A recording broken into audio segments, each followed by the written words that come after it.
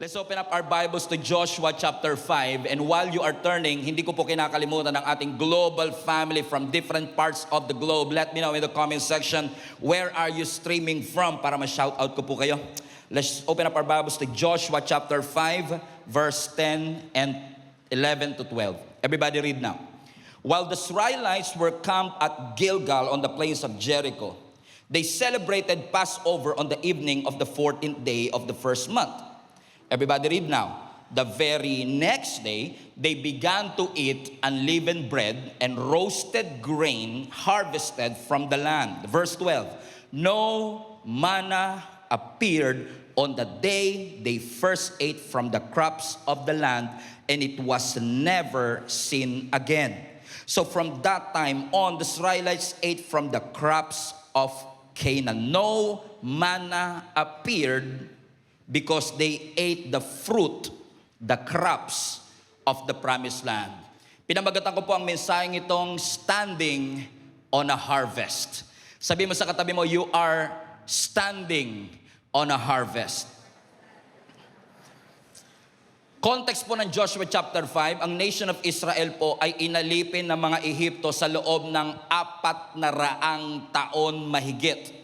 At sa loob ng 430 years na sila po ay naging alipin, they just tried to survive day in and day out. Pag alipin ka kasi, wala kang karapatang magplano para sa sarili mo. Sinusunod lang nila kung ano ang order, kung ano ang instruction ng sumakop sa kanila. They cannot make their own appointment, they cannot make their own calendar. So in essence, ang nation of Israel, under the oppression of the Egypt, wala po silang stability for 430 years. Pero at salamat sa ating Panginoon, kasi totoo ngang ang Diyos, kapag nanalangin ka, dinidinig ka ng Lord. That when you're grown, reach the throne of God, hindi pwedeng hindi sumagot ang ating Panginoon. Kasi ang sabi po ng Biblia, pagkatapos po ang 430 years by the grace of God, diniliber po sila, pinalaya po sila ng Panginoon, kapalit ng 430 years na kanilang pagkaalipin. Pero nung lumaya sila, alam kong excited sila. Nung lumaya sila, alam kong mataas ang expectation nila. Sapagkat ang sabi ng Panginoon, pag lumaya na kayo, dadalhin ko kayo sa lupang pangako.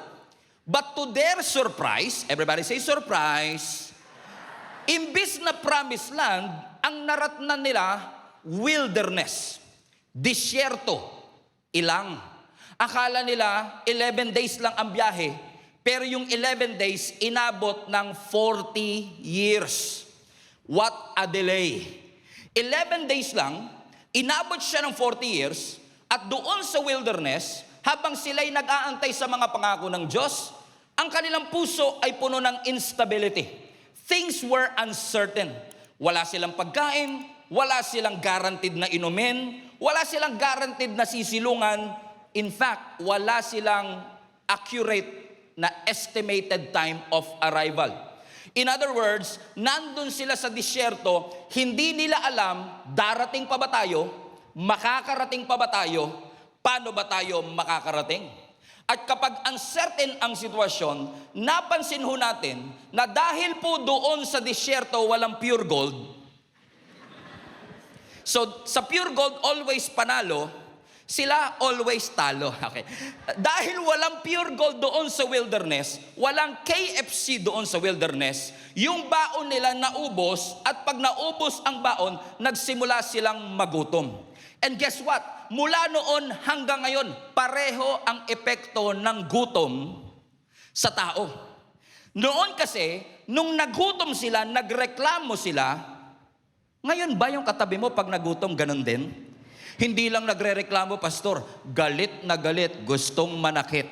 O kapag nakaranas ng gutom, gustong manakit. Why? Because the whole community of the nation of Israel, they grumbled before the Lord, they complained before the Lord, and here comes the grace of our Lord Jesus Christ, as our Lord. Bakit? Nag-complain sila, nagreklamo sila, pero dininig ng Panginoon ang kanilang panalangin. Ang sabi ng Exodus chapter 16, verse 11, the Lord said to Moses, I have heard the grumbling, pagrereklamo, hinaing ng mga Israelites. Sabihin mo sa Jesus is alive, Kamanava. At twilight, sa madaling araw, kakain kayo ng sanggipsal. And in the morning, you will eat meat. And in the morning, you will be filled with bread. And then you will know, because of the provision, that I am the Lord your God. Verse 13. And that evening, Kwek came and covered the camp. And in the morning, there was a layer of dew, hamog, around the camp. And watch this, verse 14. So when the dew was gone, so yung pagkain nagsimula sa hamog. Nung nawala yung hamog, nanganak ng pagkain. Ano sabi ng Biblia, when the dew was gone, thin flakes like frost. Everybody say that with me. Thin flakes like frost on the ground appeared on a desert floor. All of a sudden, yung hamog parang naging cracker, parang naging Coco Crunch. At nung nakita nila, wala na sila makain, nung nakita nila na yung hamog naging crunchy, kinuha nila, continue reading, ang sabi nila, what is it? Highlight that part. They said to each other, what is it? Pag translate mo yung what is it, sa Hebrew, is manhu. Nang ibig sabihin ay mana. So yung mana, Hebrew word siya ng isang tanong. Ano po yung tanong? What is it? Bakit nila natanong kung anong klaseng pagkain yun? Kasi ang sabi ng Biblia sa dulo, for they did not know what it was. Ibig sabihin yung pagkain na yun, although mukhang tinapay, mukhang crunchy, pero walang kaparehang pandikoko sa Pilipinas. Wala siyang kahalintulad sa Pilipinas, wala siyang kahalintulad sa kanilang bansa, kaya natanong nila ang kanilang sarili, ano ito? Pero yung bagay na sinabi nilang what is it, yung bagay na hindi pamilyar sa kanila, yon ang ginamit ng Panginoon para isustain sila sa loob ng 40 taon. I just want to remind each and every one of you, kahit hindi ka sigurado kung makakarating ka pa, hindi ka sigurado kung paano ka makakarating, ito ang sigurado. Even in the midst of uncertainty, your God is able to provide for you. Even in the midst of a wilderness, God is able to provide for you. This is a reminder for each and every one of us that God is able to provide. He is able to give you food even in the midst of uncertainty. And you know what? While I was rereading this text, I was reminded that this miracle na nagbigay ang Lord ng manna from heaven, ng tinapay from heaven, was no small miracle. This is not a one-day miracle. Hindi po ito basta maliit na milagro. Ito po yung klase ng milagro na tinatawag ko pong logistical impossibility. Bakit po siya logistical impossibility? Kasi po pag tinignan niyo po, ang bansang nilabas ng Lord sa Ehipto, halos 2 milyong tao po yun. Ilang tao po? 2 milyon. At sa 2 milyong tao na yon, never silang ginutom ng Lord sa loob ng 40 taon. Now, kung pakainin ko kayong lahat, wag na ho kayong umasa. Hindi ko kaya. Bakit kayo pa lang hindi na kaya? Imagine ninyo, almost 2 million people walang drive-thru, walang harina, walang raw material, walang refrigerator, walang palya. Pinakain ng Panginoon araw-araw. Sinustain ng Panginoon araw-araw. Para sa mga geek na katulad ko, imaginein po ba ninyo, 4 million kilograms ng pagkain araw-araw ang bumabagsak mula sa langit. 4 million. Hindi kailangan ng Grab driver kasi dinideliver at their doorstep. Hindi kailangan ng Food Panda kasi free delivery mula doon sa langit. 4 million kilograms. I-times mo po yan sa 40 years. Tens of billions of kilograms of food ang pinadala ng Panginoon para sila ay pakainin. Think about it. Walang ref, walang inventory, walang warehouse, walang emergency supply, wala silang supplier ng mantika, wala silang supplier ng import, pero never silang binigo ng Panginoon. Kasi alam nyo, kung ang Diyos makakalimot kahit isang araw lang, Sigurado kong maraming magugutom at marami ang magko-complain. Pero ang Diyos talaga, hindi lang enough. He is more than enough. And what God supplied for them was enough for everyone to be fed. Think about this church. Sa loob ng 40 years, walang nireport na nagkaroon ng malnutrition sa disyerto. Walang malnutrition because your God is enough. He is enough to supply for all our needs. Palapakan natin ang ating Panginoon. Amen? In fact, tayo po, no, mapalad na tayo pag umabot tayo ng 70 years old. Pero si Moses, nung namatay, 120, hindi humina ang kanyang katawan. Yung vitality ng kanyang katawan ay hindi nawala. Ito yung klase ng miracle na hindi lang nangyari ng isang beses. Ito yung klase ng miracle na araw-araw ginawa ng Diyos. Katunayan lamang, mga kapatid, na ang Diyos natin hindi nagbabago noon, ngayon, at magpakailanman, because the God that you serve is able to provide in the midst of uncertainty. Think about this. Yang mana na yan, yung tinapay na yan, ay paalala ng Diyos sa kanila. Kahit na wala kayo sa Egypt at nandito kayo sa disyerto, hindi nyo man makita ang physical presence ko. Yang mana na yan ay magpapaalala sa inyo, I am still here. Bago pa kayo dumating sa promised land, I am still here. Bago pa kayo magtayo ng inyong mga bahay, I am still here. Bago pa kayo magtanim ng inyong kakainin, I am still here. Hindi sila certain kung kailan sila makakarating, pero araw-araw silang binusog ng ating Panginoon. Come on now. Sino sa inyo makakapag-testify dito? Hindi kayo sure kung kayo'y mareregular pa sa inyong trabaho, o hindi ka sure kung meron ka pang trabaho after 6 months. Pero pinabayaan ka ba ng Panginoon? Ginutom ka ba ng Panginoon? Kinalimutan ka ba ng Panginoon? Ito po'y paalala sa atin na never tayong iniwan ng Panginoon, even in the midst of uncertainty. Sabi mo sa katabi mo, mukhang ikaw ang topic today. Hindi sila sure kung kailan sila makakarating. Ang pagkain nila araw-araw pareho ang menu. Pero hindi sila ginutom ng Lord. For 40 years, hindi lang pagkain ang pareho. For 40 years, ang Diyos nila hindi nagbago. And for 40 years, they've been through a lot of struggle. They've been through a lot of complaining. They've been through a lot of grumbling. But finally, everybody say finally. Finally, after 40 long years, they made it. They made it into a new territory. They made it to the promised land. But think about this. Ang sabi ng Biblia sa Joshua chapter 5, pagdating nila doon sa promised land, pagka-possess nila ng 500-year-old promise ng Lord kay Abraham, nung nakamtan na nila yung pinangako ng Diyos sa kanila. Ang sabi ng Biblia sa verse 10, nag-camp sila doon sa Gilgal on the plains of Jericho.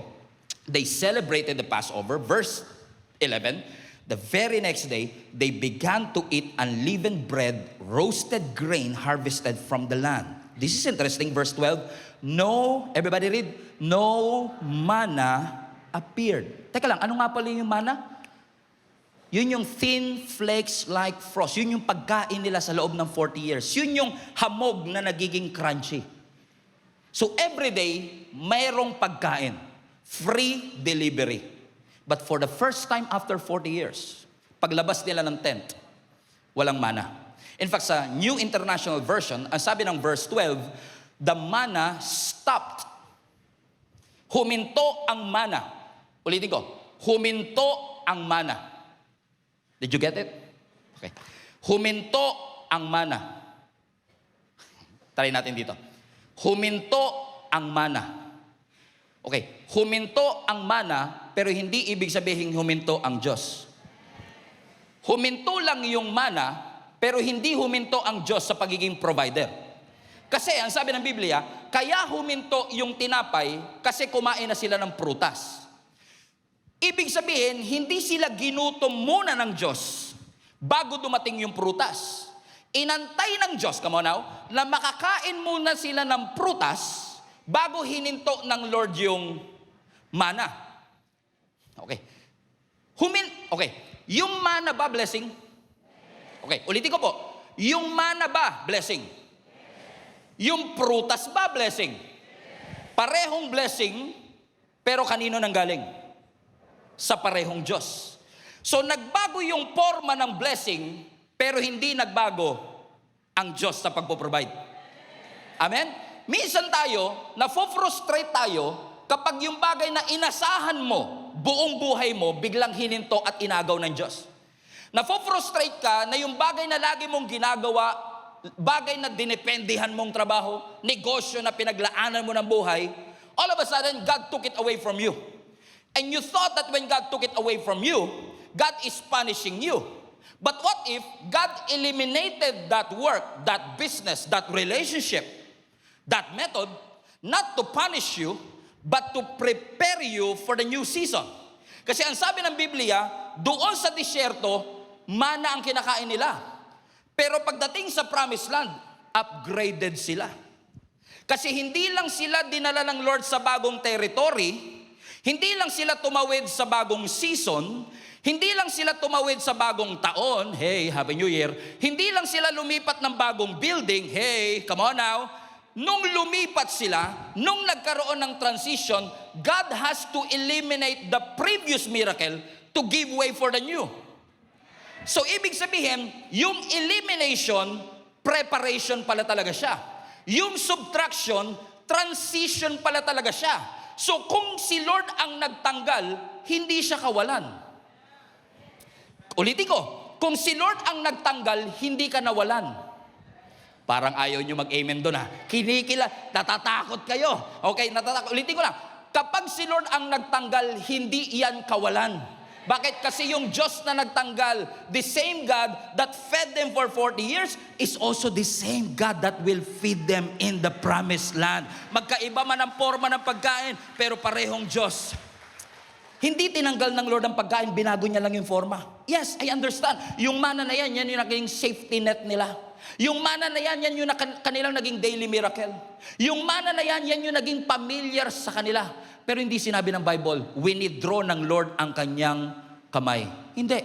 Huminto ang mana, pero hindi ibig sabihin huminto ang ating Panginoon. Hindi punishment ng Lord yun, preparation ng Lord yun. So what if yung elimination is God's preparation for a new year?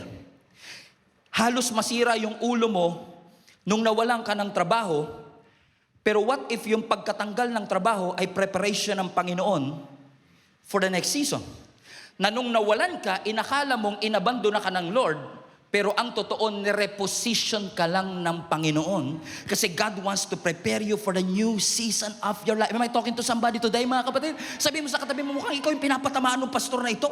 Bakit? Parehong blessing, parehong galing sa Panginoon. Pero nung nag-appear siya, magkaiba na yung kanyang forma. So ibig sabihin si Lord, nag-design ng isang miracle dito sa disyerto, pero pagdating nila sa Kanaan, sabi ng Lord, yung miracle nyo sa disyerto, iba na yung miracle ngayon dito sa Kanaan. Iba na yung miracle nyo nung nagwa-wander kayo sa desert, pero iba na rin yung miracle nyo kapag na-claim nyo na ang mga pangako ng Diyos sa inyo. Hindi nyo ako maintindihan. Siguro mas maiintindihan nyo ako kapag ganito. Sino sa inyo makakapag-testify na yung paraan ng Lord ng pagsusustain sa'yo noong 2019 ay ibang-iba sa pagsusustain sa'yo ng Lord sa 2026? Sino sa inyo makakapag-testify? Yes, amen? Pero di ba, minsan kailangang huminto, tanggalin, i-eliminate ng Lord yung ginamit niya noong 2019 to give way for a new thing that He is doing in 2026. Pero kapag lagi mong iniiyakan, masyado kang in love doon sa ginamit ng Lord ng 2019, nakalimutan mo na yata na masyado na tayong naging focus doon sa ginamit na paraan at nakalimutan natin na baguhin man ng Lord ang paraan, baguhin man ng Lord ang forma, pero hanggat kasama ko ang ating Panginoon. Come on now. Hindi ako pababayaan ng ating Panginoon. So iba yung pamamaraan niya, iba yung diskarte niya, pero ginamit ng Lord yun para mag-mature sila. Think about this church. I believe that that's why this year is a year of stability, because God wants to grow your faith, to deepen your faith to the Lord. Kaya kung wala ka pang link up group, join a link up group. Kung hindi ka pa part ng growth track, be part of our growth track. Why? Because these trainings, these small groups is helping us to strengthen our roots. Think about this. Ang mana ginamit ng Lord para pakainin sila sa disyerto. Tama? Are you still with me? What if, pagdating nila ng promised land, hindi huminto yung mana? Tinuloy ng Lord yung mana, pero may prutas din. May prutas, pero hindi hininto ng Lord yung mana. What would have happened? What could have happened is this. Kung patuloy na sinesend ng Lord yung mana, kahit nandun na sila sa promised land, kung saan excited actually sila, hindi lang sa lupa, kundi sa pinoproduce ng lupa. Kasi if you still remember, kung Bible reader po kayo, nung nagpadala sila Joshua at si Moses ng espiya, nagdala sila ng prutas galing sa promised land, come on, at dinala nila, sabi nila, here is its fruit. Na-excite sila dahil sa prutas, ngayon kakainin na nila yung prutas na pinangarap lang nila before. So what if, sa disyerto kumakain sila ng mana, pagdating nila sa promised land, may prutas, pero may mana pa rin. If God allowed that to happen, na meron pa ring mana, never silang matututong magtanim. Never silang matututo na magantay. Never silang matututong mag-cultivate. Naaasa lang sila na araw-araw may provision. Nakakalimutan nila na gusto silang i-develop ng Lord to cultivate. That sometimes God will eliminate something in you kasi pang-bata yun.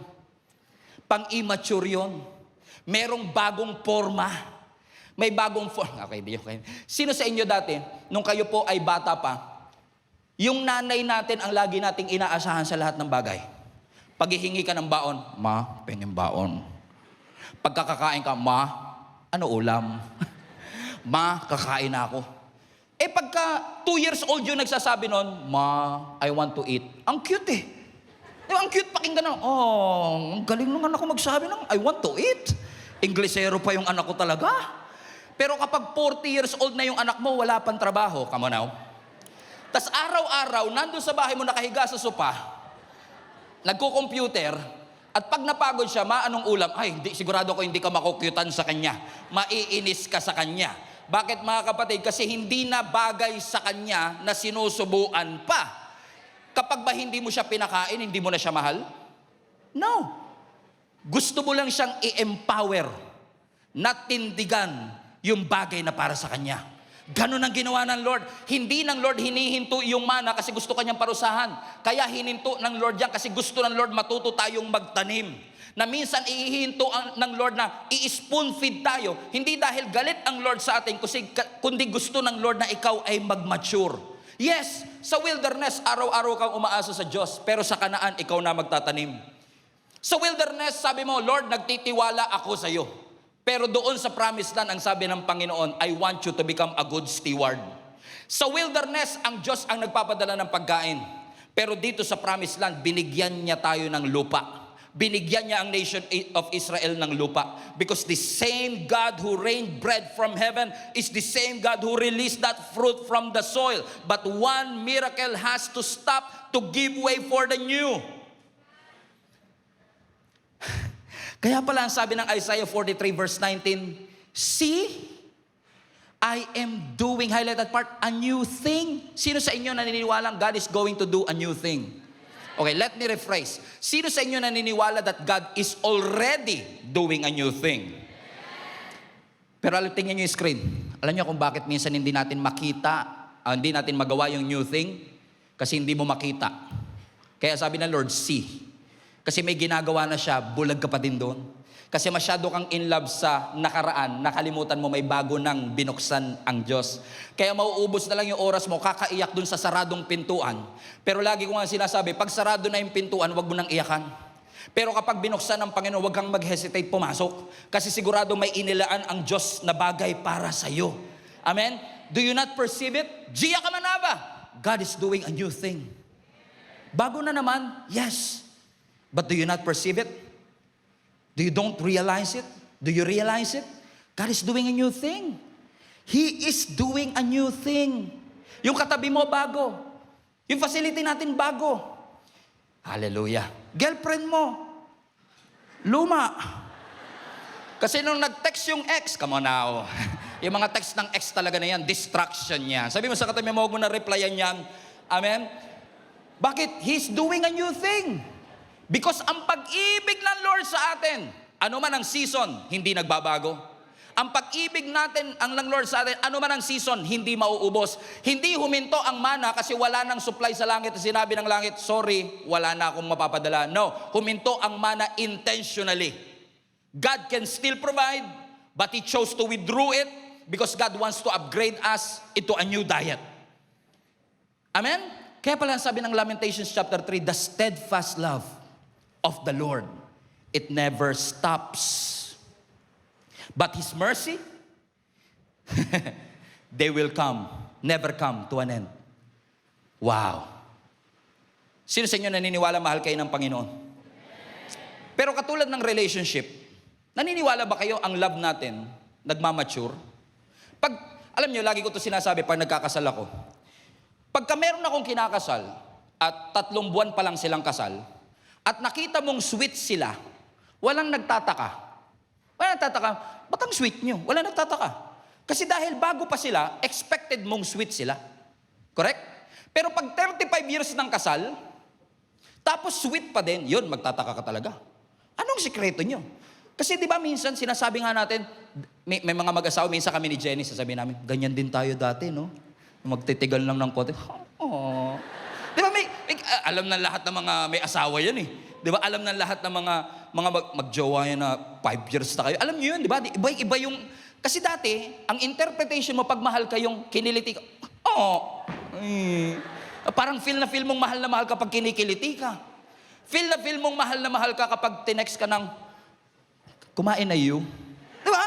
Parang uy, ang sarap naman nun. Kasi feeling mo, nung nagsisimula kayo, parang yung chemistry, grabe.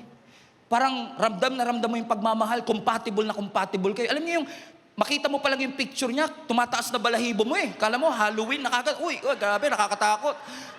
Kasi iba talaga. Alam mo, pansinin mo yung mga bago talaga. Ay grabe, naalala ko kami ni Jenny, panahon ng Sun Cellular kami. Hindi nyo na nabuti yung Sun Cellular? Nung mahina pa signal ng Sun Cellular, nakaganon ako sa bintana, makahanap lang ng signal. Willing mga awet para sa iyong minamahal. Pero, porke ba't hindi na ako nakaganon ngayon, hindi ko na mahal si Jenny? No. Mahal mo pa rin, nag-mature lang yung pag-ibig. Kasi, sa totoong realidad ng pag-ibig, importante na yung communication. Ang mas importante, faithfulness. Ang mas importante, dedication. Sacrifice. Amen? So, hindi porket hindi mo na makita, dati, pinagbubuksan pa ako ng pinto nito Ngayon, sinasara na yung pinto sa harapan ko Mahal ka pa rin siguro niyan. Ewan ko lang, not sure. Tanong mo kay Lord para sure. Amen? Hindi nawala yung pag-ibig. Madalas lang nag-mature yung pag-ibig. Kasi kung lagi ka lang mag-aantay ng paro-paro dito sa iyong channel, may butterfly in my stomach. Kung lagi ka mag-aantay ng butterfly in your stomach para lang masabi mo na mahal ka talaga ng tao, baka makalimutan mo at mamiss mong pasalamatan yung blessing na faithful pa rin siya sa'yo. Hindi ka niya niloko, hindi ka niya iniwan, hindi ka niya pinabayaan. Sabi mo sa katabi mo, love you. Hindi. Bakit? Nagbago ng porma, pero ang Diyos nanatiling tapat noon, ngayon at magpakailanman. Bakit hindi porket nagbago ng pamamaraan, nagbago na rin ang ating Panginoon? Naniniwala ba kayo that if God did it before, He can still do it again? Yes. But most of the time, He doesn't do it the same way. He will do it again. But most of the time, not the same way. Do you remember a story nung mga bulag na pinagaling na Jesus sa Gospels? In fact, I can cite to you 3 blind men na pinagaling ng ating Panginoon nung siya po ay tao pa dito sa earth. You still remember sa Luke chapter 16, kung saan merong isang bulag na lalaki na nung narinig niya na si Jesus ay dumadaan, sumigaw siya, sabi niya, Jesus, Son of David, have mercy on me. Pero pinahinto siya ng mga disciple at sinabi sa kanya, huminto ka, shut your mouth. But he shouted even more, Jesus, Son of David, have mercy on me. Nung narinig siya ng ating Panginoong Jesus, Jesus stopped sa kanyang paglalakad. Huminto ang ating Panginoon. Just think about it. The God who spoke the universe into existence, He stopped for a blind beggar. And if God can stop for a blind beggar, He can surely stop for you. Ang sabi ni Lord, what do you want for me to do to you? Anong gusto mong gawin ko sa iyo? Sabi niya, Lord, gusto ko pong makakita. Look at verse 42. Jesus said, verse 42, anak, Luke 16. Sabi ng verse 42, Jesus said, receive your sight. Receive your sight for your faith. Receive. Ano daw sinabi ni Jesus Christ? Pakisabi po, pakilakas, highlight that part. Receive. So nagsalita si Lord. At sinabi ng Lord, tanggapin mo. For your faith has healed you. What happened next? Verse 43. Immediately. Oh, pagkasabi ng Lord, receive your sight. Immediately, he was healed. Sino sa inyo gusto yung ganyang klase ng blessing? Yung pag sinabi ng Lord, nanalangin ka, nandyan kagad ang sagot ng Panginoon. Kasi ang Diyos natin is a God of immediately. Our God is a God of suddenly. That suddenly, you got pregnant. Immediately, you have that promotion. Come on now. Amen? Sino sa inyo naniniwala? Hindi man nagawa ng ilang taon, your God is able to accelerate things and immediately you have it. That when you rely on the Word of God, when He said, receive your sight, immediately, everybody say immediately, he was healed. Pero may kilala rin ako na isang bulag sa John chapter 9 naman, hindi immediately nangyari sa kanya. Kasi itong bulag na ito, lumapit din kay Jesus Christ, humihingi din ng kagalingan, but for some strange, slightly yucky reason, ang sabi ng Biblia, sa John chapter 9 verse 6, nung humihingi ng kagalingan yung contestant number 2, pangalawa na ito ang sabi ng Bible, after saying this, highlight this part, Jesus spit on the ground, made some mud, everybody say, ew, with the saliva, saliva ng creator of the universe, okay na rin. And put it on man's eye. Teka lang, yung isang bulag, walang putik, walang dura. Pwede bang gawin uli ni Jesus yon? Receive your sight. Pwede naman Ba't may putik pa? Bakit kailangan pang putikan? Ba't kailangan pang magkaroon ng saliva? Kasi yung una, it is a miracle of declaration. Dineclare lang, gumaling na kagad. Pero dito sa pangalawa, may proseso ang miracle. May mga miracle na biglaan. Pero may mga miracle na may proseso. Okay. Humingi ka ng trabaho, okay. Humingi ka sa Lord, gusto ko ng extra income, binigyan ka ng trabaho. Pero pag di mo pinasukan yung trabaho, walang extra income. So you have to work hard. Okay. Sino sa inyo naniniwala, God is able to provide?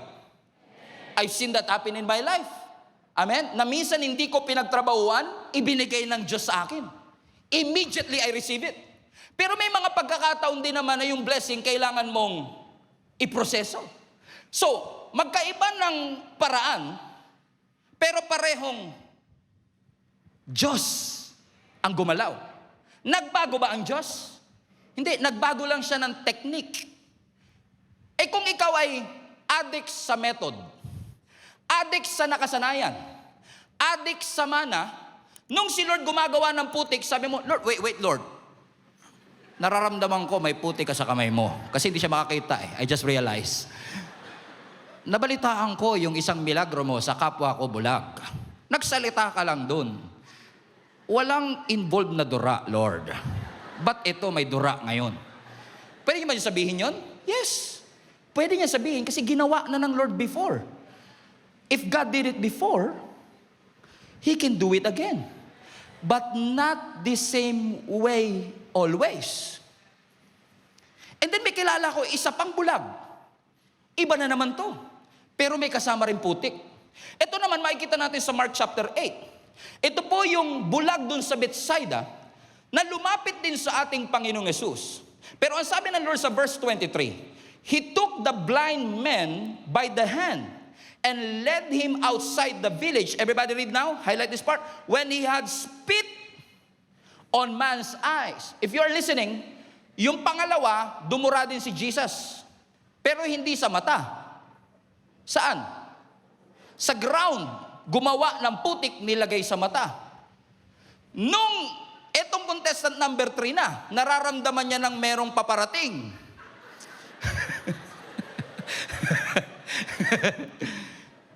Lord, ano yan? Naalala ko dun sa nakaraan doon po yun sa baba Hindi po sa taas. May involved na saliva, gross, pero teka lang, it was directly sa kanyang mata. Tignan nyo sumunod. And put his hands on him. Wala yan doon sa kanakaraan. And Jesus asked, do you see anything? Wala. And look at what happened. Verse 24.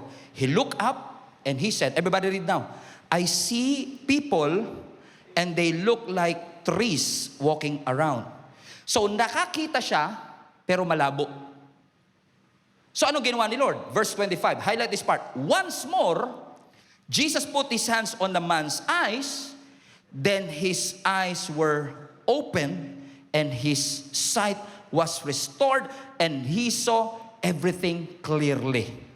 Doon sa pangalawang contestant, nung nilagay yung putik, gumaling agad. Dito sa pangatlo, nung nilagay yung dura, may nakikita ka na, labo, Lord. Pero nakakakita po ako ng mga tao parang puno. Tinakpan uli ni Lord, nakakakita ka na, yes Lord, nakakakita na ako. So papansin nyo, yung isa instant, yung isa may proseso, yung isa progressive. Iba-iba yung method, pero pare-parehong Diyos. Paano kung in love ka sa method? In love ka sa sabi mo, Lord, nakita ko yung ginawa mo sa co-office mate ko.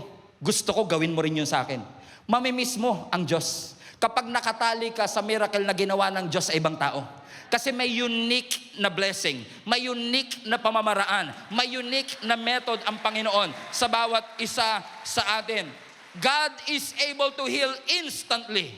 God is able to heal using the process, but God is also able to heal progressively. Hindi lahat ng miracle biglaan. Hindi lahat ng miracle pare-pareho. Because kung si Jesus, pinapagaling niya ang lahat ng tao sa pare-parehong pamamaraan, baka ang sinasamba na natin yung pamamaraan at hindi na yung Diyos na nagpapagaling. Tingnan niyo po tayo mga Pilipino, dahil nakita nila si Katasyo nagpagaling, lahat nagpuntahan kay Katasyo. Nakita nila yung puno, may itsura, parang si Jesus yun. Lahat nagpilahan doon. Yung isang tao nakakita ng hollow blocks, parang si Jesus to Lahat nagpilahan na doon, nilagyan na ng kandila. Tumingin, kumain ng cheese bread, si Jesus to Nangungusap ka nga, Panginoon. Kung masyado tayong in love sa pamamaraan, mamimiss natin na ang Diyos natin, He moves in a mysterious ways. Nakakaiba ang pamamaraan ng Lord ng pagpo-provide. Kaya wag mong kainggitan kung paanong pinagpala ang iba. Kasi merong pamamaraan ng Diyos sa iyo. Maaaring sila through mana, ikaw through fruit, iba ang forma, pero parehong Diyos. Ang Diyos natin hindi nakabound sa isang template. Na hindi porket ganito ang filter, ganito ang blessing, ganito ang miracle, ganito na lahat sa lahat ng tao. No. God is not bound by one formula. Kasi kapag ang Diyos bound ng isang formula, yung pananampalataya natin, mechanical na lang. Paano ginawa sa iba? Baka ganun din ang gawin sa akin. Ang Diyos po natin hindi ATM. Na kapag pinindot mo ang tamang combination, may lalabas na pera. Minsan ang provision hindi darating bigla. Minsan may provision na 10 years darating. Minsan may provision na kailangan mong paghirapan at pagsikapan. But either way, gumaling ka man sa pamamagitan ng prayer o gumaling ka man sa pamamagitan ng doktor, parehong Diyos ang nagpapagaling. Kasi ang doktor, they can cure. But your God is only the one who can heal you, who will provide for you, and will protect you. Nagbabago ng Diyos, ang Diyos ng method. Mana sa disyerto, prutas doon sa promised land. Pero parehong Diyos ang kanilang napansin. Minsan babaguhin ng Lord ang method, pero ang mission pareho pa rin. The mission of this church, ever since day one, hindi pa ako nandito noon, I believe is the same mission na pinapagawa ng Panginoon sa atin, to go, to bear fruit, and to have our fruits remain. So I don't know who is this for. Kung huminto man ang mana, nawalan ka ng trabaho, nalugi ang negosyo, nawala ang relationship, huminto ang isang bagay na inasahan mo for many years, sabi mo sa katabi mo, don't panic. Don't worry. Ayaw kaguol, ayaw kabalaka sa Bisaya. Huwag kang mag-alala. Bakit? Kasi baka mamaya, masyado kang nag-e-expect sa ibabaw ng mana, wala pa rin Kasi for 40 years, doon galing lahat For 40 years, doon galing eh. So, akala mo ngayon, doon pa rin galing. Kasi si Lord nasa taas eh. Pero what if yung blessing na dating binibigay sa taas, sabi ng Lord, mali ang tingin mo. Check the ground. Because you might be standing on a harvest.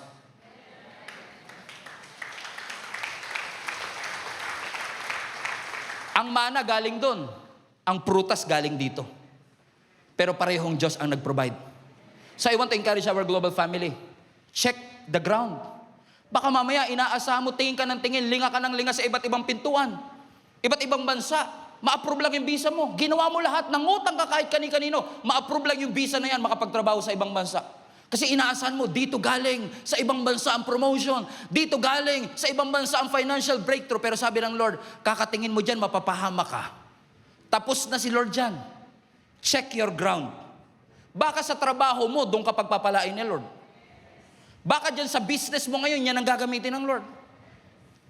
Baka yung relationships in your life ang gagamitin ng Lord to bring you closer to Him. Eh kung lagi ka naghahanap ng iba, wala bang iba? Makakalimutan nating ipagpasalamat yung mga bagay na nando na pala tinutungtungan na natin. And I'm saying this to you not just prophetically, realistically. Because I am literally standing on a harvest. Harvest na hindi lang ako ang nanalangin. Harvest na hindi lang ako ang nag-sacrifice. Harvest na hindi lang ako ang nag-alay ng buhay. Napakarami pong tao ang nag-alay ng buhay, ng dugo, ng iyak, ng tulog para po mangyari ang nangyari po sa atin ngayon. But thanks be to God, parehong Diyos na nandoon. Hindi man nila iyon nakita ngayon. Pero gusto kong ipaalala sa inyo that all of us are harvest that the previous Christians, leaders, and volunteers have been praying for. Don't think for a moment it was our skills, it was our ability. No, my friend, it is the Lord in the first place, because the same God that fed them, the same God that protected them, the same God that sustained them is the same God that is sustaining us today, healing us today, protecting us today, providing for each and every one of us. Check your ground. Baka mamaya nakatayo ka na pala doon sa prayer request mo dati, hindi mo na naipagpasalamat. You are already standing on that harvest. Houses that you did not build. Wells that you did not dig. Vineyards that you did not plant.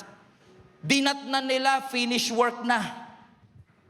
Pagdating nila sa promised land, i-harvest na lang nila. Hallelujah. Wow. Kasi ang Lord natin is a God of the finished work. Katulad ng mga nag-i-expect na manganganak in the next few months. Wala pa yung anak ninyo, nauna pa yung kuna, crib, kesa sa bata. Nauna pa yung damit kesa sa bata. Bakit? Ayaw mo naman, nung anak ka na, tsaka ka palang bibili ng kuna. Nanganak ka na, tsaka ka palang bibili ng damit. So yung bata, literal, paglabas niya sa mundo, nakahanda na lahat. Hindi na siya bibili ng gatas sa 7-Eleven. Hindi na siya ang magpupunta sa supermarket ng Pure Gold para bumili ng kanyang mga pangangailangan. Bakit? Always panalo eh. Bakit mga kapatid? Literal siyang darating sa isang finished work. I believe this is a great analogy, a great picture of what God has prepared for you. Wala ka pang mata, nakita na ng Diyos ang iyong sitwasyon. Wala ka pang kakayanang makakita, nakita na ng Lord kung gaano tayo karumi, kalayo. Hindi natin kayang abutin ng Diyos, pero Diyos mismo ang umabot sa atin. Ang mga Israelites, doon sa wilderness, pray sila ng pray, Lord, sustain us, Lord, sustain us, Lord, sustain us. Pero now that we are on a new season, now that we are on a new chapter, now that we have transitioned into a new year, our prayer might have changed. Dati, Lord, sustain me, Lord, heal me, Lord, provide for me. Now that God healed you, now that God promoted you, now that God blessed you, Lord, give me wisdom to handle the resource that you have entrusted to me. I believe that this is not just a year of harvest. This is also a year of wisdom. Kasi ang sabi nga ng Proverbs, wisdom is the principal thing. You need it, we need it. So that when we face this 2026, a year of stability, stability will only happen if we are able to hold on to Him who kept us alive Kung nakakapit ka sa mana for so many years, sabi ng Lord, wag niyong kapitan yung mana na yan. Yes, binuhay kayo niyan sa 40 years, pero hindi kayo magiging bansa kung yan lagi ang kinakain ninyo. You need to learn how to build, you need to learn how to farm, you need to learn how to plant. Because marami sa kanila walang background sa agriculture. This was new to them. But this new thing is the thing that God promised to Abraham 500 years ago. And they were literally standing on a harvest and they don't know it yet. That's why I want to encourage the church. Open your eyes. God is doing a new thing. Don't just look up, look down. Check your ground. The harvest is literally under our feet. We just have to treasure it. Give me an eyes, Lord, para makita ko yung mga blessing na nilagay mo na. Lord, buksan mo ang mata ko na makita ko lahat ng sagot sa mga panalangin ko 7 years ago. Because ang pinangako ng Lord sa Israel, promised land, hindi promised bread. Ang pangako, hindi yung tinapay. Ang tunay na pangako, yung lupa. Yung tinapay, ginamit ng Lord para dalhin sila doon sa lupa. Pero ang tunay na promise, hindi yung tinapay. Ang tunay na promise, yung lupa. Bakit? Yung tinapay na yan, aamagin. Yung tinapay na yan napapanis. Makakasurvive ka for a day or two, but it cannot sustain you. Pero ang prutas, itanim mo, tutubo, magbubunga ng marami pang buto na pwede mong itanim. Yung tinapay aamagin, yung prutas pwedeng maging gubat, pwedeng maging garden. Sabi ng Lord, huwag ka mag-focus sa temporary. It can be lost. It can be stolen from you. But when you focus on eternal things, nandun ang pangako ng Panginoon. And I remember Jesus Christ in John chapter 6, they have a problem. They had the problem. Nasa wilderness sila, nagtuturo si Jesus Christ mula umaga hanggang hapon. Nagutom ang tao. When they started to get hungry, ang sabi ng mga disciples, pauwiin na po natin sila, Lord. Wala tayong ipapakain dyan sa 15,000 na tao na yan. Ano ang sabi ni Jesus Christ? Huwag nyo silang pauwiin. Pakainin nyo sila, ha? Lord, paano namin sila papakainin? Nakakita sila ng bata na merong baon na 5 tinapay at 2 ligo sardines. Kinuha nila, in essence, nilagay sa kamay ni Jesus, tinaas, ipinagpasalamat, minultiply ng ating Panginoon. And they were able to feed 15,000 people. But you know what the real miracle is? Not just that. What happened after that? Because what happened after that is that dahil gumawa si Jesus ng malaking milagro, gusto nilang gawing hari si Jesus right there and then. But Jesus withdrew himself. It's not yet time. Winidrew ni Jesus ang kanyang sarili. Sumakay sila ng bangka kasama ang mga disciples, kasama yung 12 basket na sobra doon sa miracle. Pagdating nila doon sa Sea of Galilee, naka-encounter sila ng bagyo. To cut the long story short, nakatawid sila sa bagong island. Bagong season. Bagong taon. Bagong building. And guess what happened? Yung mga gustong gawin si Jesus na hari doon sa kabilang isla, naglakad at tumakbo. Naunahan pa si Jesus. Nandun na. Nag-aabang sa kabilang isla. Pero they are not waiting for Jesus. They are waiting for His miracle. Kasi ang sabi ng Biblia, Lord, gumawa ka pa po uli ng milagro. They were not looking for relationship. They were looking for a miracle. And Jesus said, hold on a second. Hold on a second. You don't get it. I am that bread. I am the bread of life. What Jesus was trying to say, yung tinapay na yon na kinain nyo, lalabas yan mamaya sa likod nyo. Pero ito, na bread of life, ito ang pang-eternal. So kung nakafocus ka, miracle, miracle, miracle, makakalimutan mo si Jesus na bread of life. Makakalimutan mo na ang Diyos ang nag-provide ng iyong pangangailangan. Church, I want you to wake up and realize this is never about the building, never about the blessing, never about the brand new year.